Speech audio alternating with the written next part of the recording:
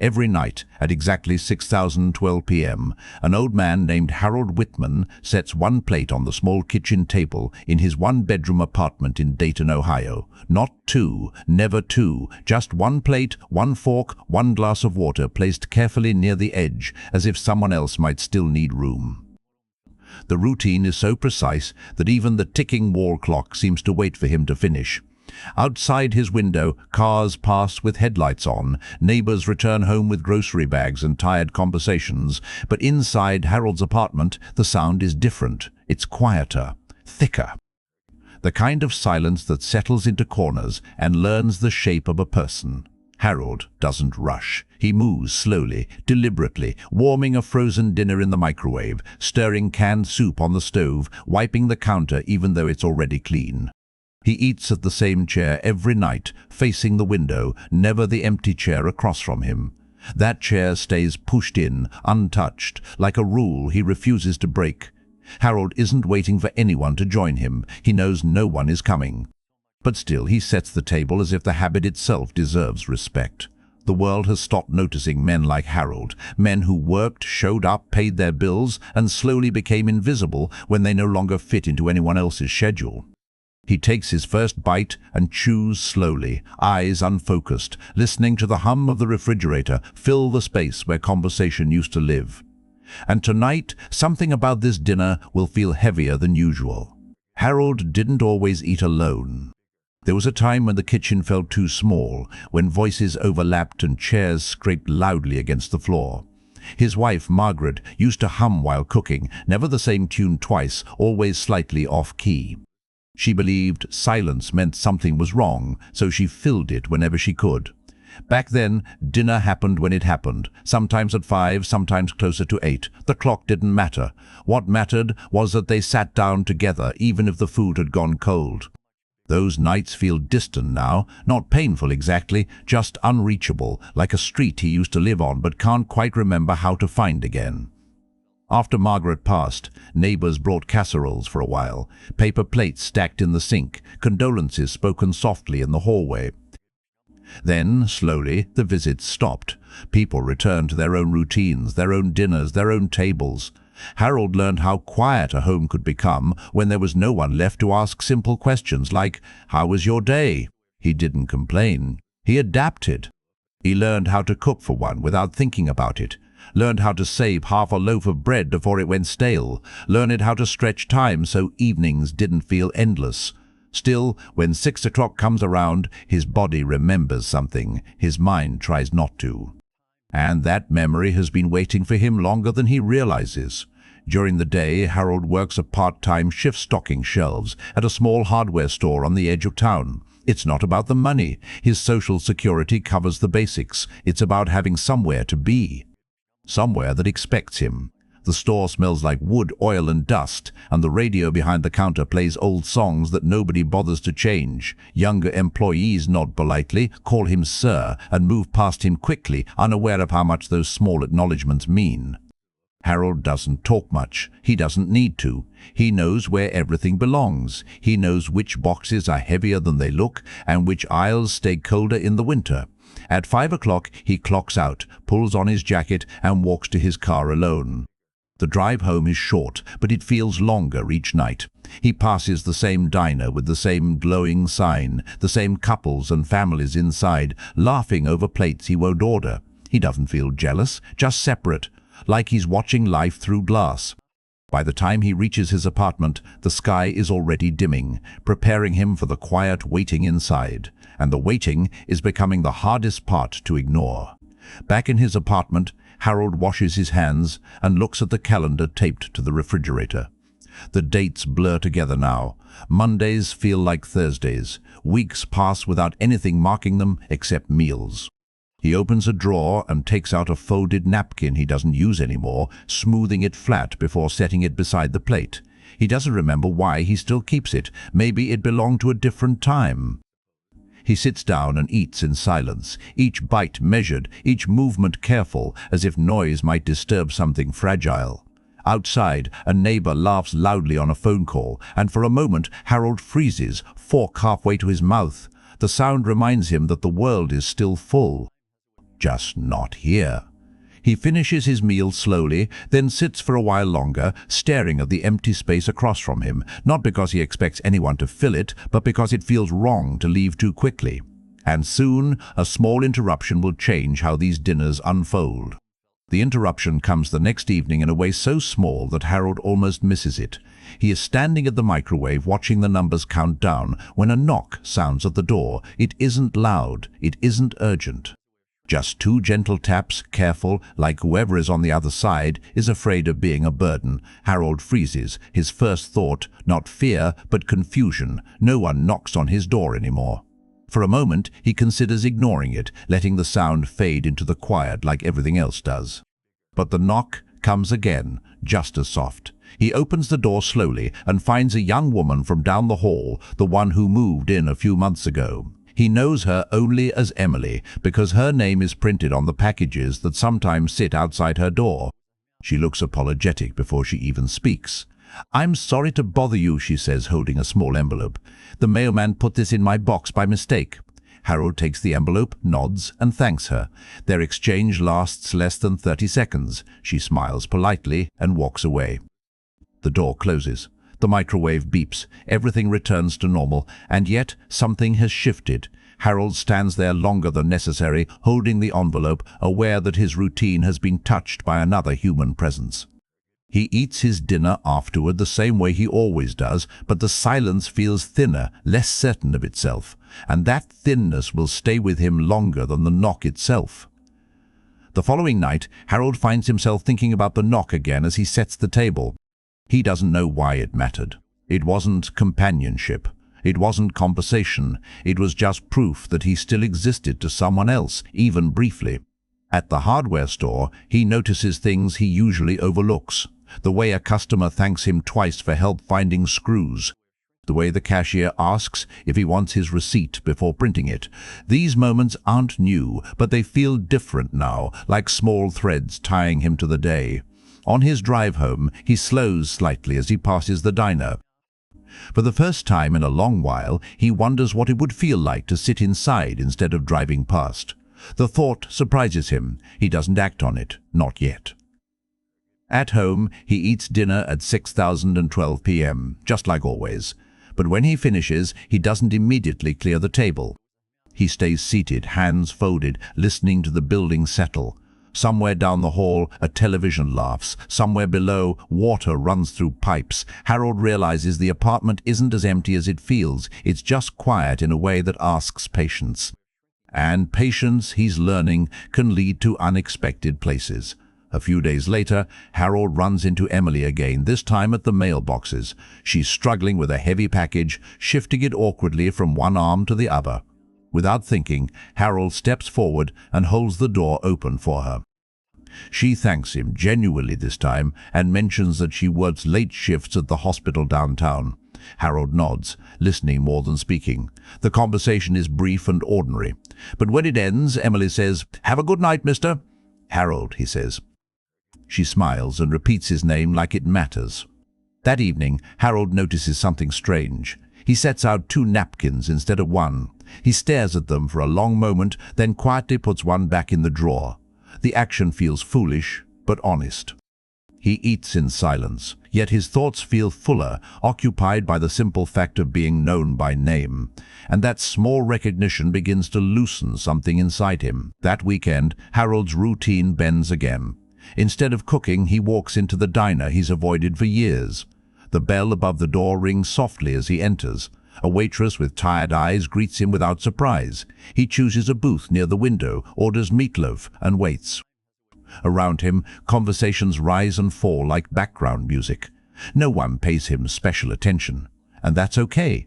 When his food arrives, he eats slowly, feeling oddly present, anchored to the room. When he leaves, the waitress says, "See you next time." Harold nods, unsure if there will be one, but comforted by the assumption. That night, back at home, he eats a smaller dinner than usual. He still sits at the table, still faces the window, but the quiet no longer presses as hard. And with that change, the nights ahead begin to open in unfamiliar ways. As the weeks pass, Harold begins to notice time differently. It no longer feels like something to endure between meals. Mornings stretch gently instead of collapsing into habit. At the hardware store, he arrives a few minutes early and takes a moment to stand outside before going in, watching customers unlock their cars, adjust their coats, and prepare themselves for the day. He recognizes the quiet effort in their movements. During his shift, he answers questions patiently, even when customers repeat themselves or apologize for taking his time. He tells them it's no trouble, and he means it. After work, he doesn't rush home right away. Sometimes he sits in his car and listens to the radio, letting the engine idle longer than necessary. When dinner comes, it still arrives at 6:12 p.m., but Harold no longer feels trapped by the exactness of it. He eats slowly, noticing the taste instead of just the act. He even turns on a small lamp instead of relying on the overhead light, softening the room. These changes are subtle, almost invisible from the outside. But to Harold, they feel significant, like the difference between surviving a day and inhabiting it. And inhabiting the moment will soon bring an unexpected connection. One evening, as Harold clears his plate, a sound drifts through the thin apartment wall. Someone is playing a piano, badly but earnestly. The melody stumbles, repeats, tries again. Harold pauses, dish in hand, and listens. He remembers how Margaret used to practice in the evenings, insisting she wasn't good enough while playing anyway. The memory doesn't ache the way it once did. It feels warm, contained. The music next door stops suddenly, followed by a frustrated sigh. Without overthinking it, Harold steps into the hallway. He knocks on the neighbor's door, just as gently as Emily once knocked on his. A young man opens it, embarrassed. "Sorry," he says. "I didn't realize it was so loud." Harold shakes his head. "It's fine," he replies. "It's nice to hear." The young man looks surprised. "Really?" Harold nods. "Keep practicing." The door closes. Harold returns to his apartment, heart beating a little faster, and that small act of reassurance will echo longer than the music. The next night, Harold cooks a meal from scratch for the first time in months. Nothing fancy. Chicken, rice, canned vegetables. The smell fills the apartment in a way frozen dinners never do. He opens the window slightly, letting cool air mix with the warmth from the stove. When he sits down, he realizes he's humming, just barely, without meaning to. He eats slowly, savoring the effort as much as the food. Afterward, he washes the dishes and leaves them drying on the rack, unhurried. He sits at the table long after the meal is finished, hands folded, listening to the sounds of the building. Somewhere, a door closes. Somewhere else, someone laughs. Harold doesn't feel like an observer tonight. He feels present, part of the quiet network of lives unfolding around him. And presence, he's discovering, can be its own kind of company. On Sunday afternoon, Harold receives a call from a number he doesn't recognize. He almost lets it go to voicemail, but something tells him not to. It's his daughter, calling from another state, her voice tentative at first, then warmer. They talk about ordinary things, work, weather, nothing dramatic. When the call ends, Harold sits quietly, phone resting in his hand. That evening, dinner comes later than usual. The clock reads 6:27 when he finally sits down. He notices the difference and doesn't correct it. He eats alone, yes, but not emptied, not forgotten, and as the routine loosens, something deeper begins to settle into place. The call from his daughter lingers with Harold longer than he expects, not because of what was said, but because of how ordinary it was. No apologies, no explanations, just two people speaking as if time had not stretched thin between them. The next morning, Harold wakes earlier than usual and sits at the small kitchen table with a cup of coffee, watching light creep across the floor. He thinks about how many mornings he has rushed through without noticing them, treating each one as something to get past rather than experience. At work, he finds himself more patient than usual, even when a customer complains about a return policy Harold has no control over. He listens without defensiveness, nodding slowly, absorbing frustration without letting it settle into him. On his drive home, he stops at the grocery store instead of heading straight back to his apartment. He walks the aisles carefully, choosing fresh vegetables, real bread, meat he will need to cook himself. It takes longer, but he doesn't mind. That evening, dinner comes later again, closer to 7. He eats slowly, aware that the routine he once clung to is no longer holding him in place, and with that shift, the evenings begin to feel less predictable. Over the next few days, Harold notices that his apartment no longer feels like a place he disappears into. It feels like a place he occupies. He opens the curtains during the day instead of keeping them half closed. He turns on the radio sometimes, not for noise, but for companionship that doesn't demand anything. One night, Emily passes him in the hallway and asks if he's been doing well. The question is casual, polite, but Harold answers honestly. "Better than before," he says. She smiles, not prying, and wishes him a good evening. When Harold sits down to dinner later, he realizes he's smiling faintly for no particular reason.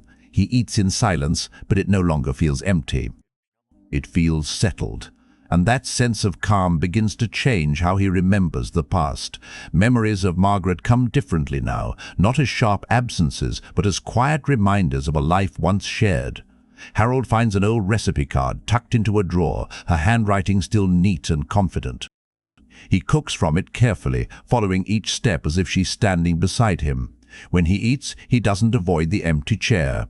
He looks at it directly, not with longing, but with acknowledgement. It was there, it mattered, and now it rests. After dinner, Harold doesn't clear the table right away. He sits, breathing slowly, letting the moment remain unfinished. And in that unfinished space, something new begins to grow. That weekend, Harold returns to the diner again, this time without hesitation. The waitress recognizes him immediately and pours coffee before he asks. He sits longer than usual, reading the newspaper, listening to the quiet clatter of plates and cups. When he leaves, the sky is already darkening, but he doesn't feel the familiar weight that once followed him home. Back in his apartment, he eats a light dinner and turns on a lamp near the window. Outside, life continues at its steady pace. Inside, Harold feels aligned with it for the first time in a long while, and the nights ahead will test how firmly this new balance holds. The test comes quietly, the way most meaningful things do. One evening, Harold returns from work to find the apartment unusually silent, even by his standards. The radio feels too loud, so he turns it off. The lamp casts a sharp shadow instead of warmth. He sits down to dinner and realizes he has no appetite. The food cools untouched as he stares out the window, watching headlights slide past like passing thoughts. The calm he's been building doesn't disappear, but it wavers. He understands then that connection doesn't erase loneliness. It only teaches you how to live beside it. Harold clears the table slowly, accepting the feeling without trying to fix it. He washes the plate, dries it carefully, and places it back in the cabinet. The routine steadies him, not because it traps him, but because it reminds him he still has shape. And learning to sit with that truth will change how he faces the next evening. The following day, Harold leaves work earlier than expected when a shipment is delayed. Instead of driving straight home, he parks near a small public library he hasn't visited in years. Inside, the air smells like paper and quiet intention. He wanders through the aisles without urgency, running his fingers along spines, stopping at books he once meant to read. He chooses one at random and sits at a table near the window, reading slowly, letting the words take their time with him. When he leaves, it's already dusk. At home, dinner comes late again. He eats while reading a few more pages, the apartment feeling less hollow with the presence of another voice, even if it's only on paper, and that borrowed voice will follow him into the days ahead. A few nights later, there's another knock at the door. This time, Harold doesn't hesitate. It's the young man with the piano, holding a folded flyer. He explains there's a small recital at the community center and asks if the noise ever bothers him. Harold shakes his head and surprises himself by saying he plans to come listen. The young man smiles, relieved. That evening, Harold eats dinner earlier than usual so he can leave on time. He notices the clock, then ignores it. The meal tastes the same, but the anticipation changes it. He washes his dish, puts on his jacket, and steps into the hallway with purpose. And stepping out will remind him how far he's already come. The recital is simple. Folding chairs, uneven lighting, hesitant applause. Harold sits in the back, hands folded, listening carefully. The music isn't perfect, but it's honest. When it ends, he claps softly, meaning every sound. Back home later that night, he eats a small second dinner, more out of habit than hunger. He sits at the table, the apartment quiet again, but not empty. Not tonight. And this quiet is preparing him for something deeper still. The days that follow don't bring any announcements, no clear sign that something has changed for good. Harold returns to his routines, but they no longer feel like walls closing in. They feel like paths he can step on or step away from. At the hardware store, he helps a young couple choose paint for their first apartment. He listens as they debate colors, smiling quietly when they settle on something simple. He clocks out and walks to his car under a pale evening sky, noticing how the air smells different when spring is near. At home, he cooks a modest dinner and eats at the table as always. One plate, one glass, but he doesn't rush. Afterward, he leaves the dishes in the sink and sits by the window, watching the building across the street light up apartment by apartment. He imagines dinners happening behind those windows, some loud, some tense, some quiet like his. The difference now is that he doesn't measure his life against them, and that quiet acceptance is still unfolding. On a Wednesday evening, Harold answers the phone again. It's his daughter, calling without warning, just to tell him about a minor problem at work. He listens carefully, offering no solutions, just attention. When the call ends, he realizes that this is what he missed most. Not being needed, but being included. Dinner comes later that night. He eats slowly, thinking about how conversations don't have to be heavy to matter.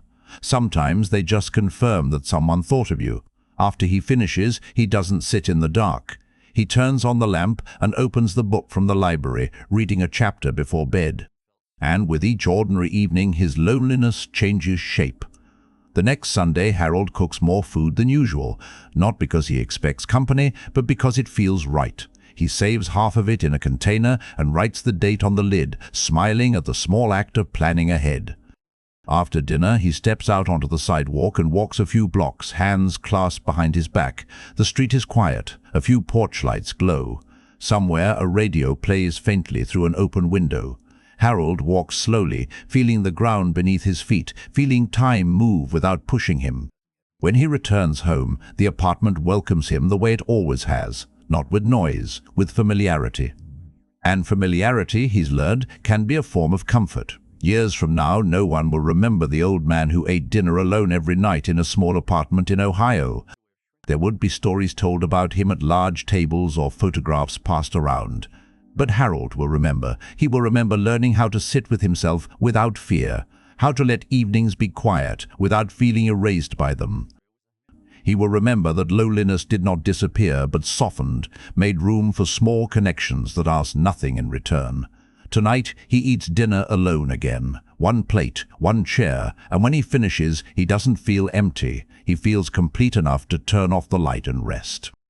And that is where this story gently comes to rest.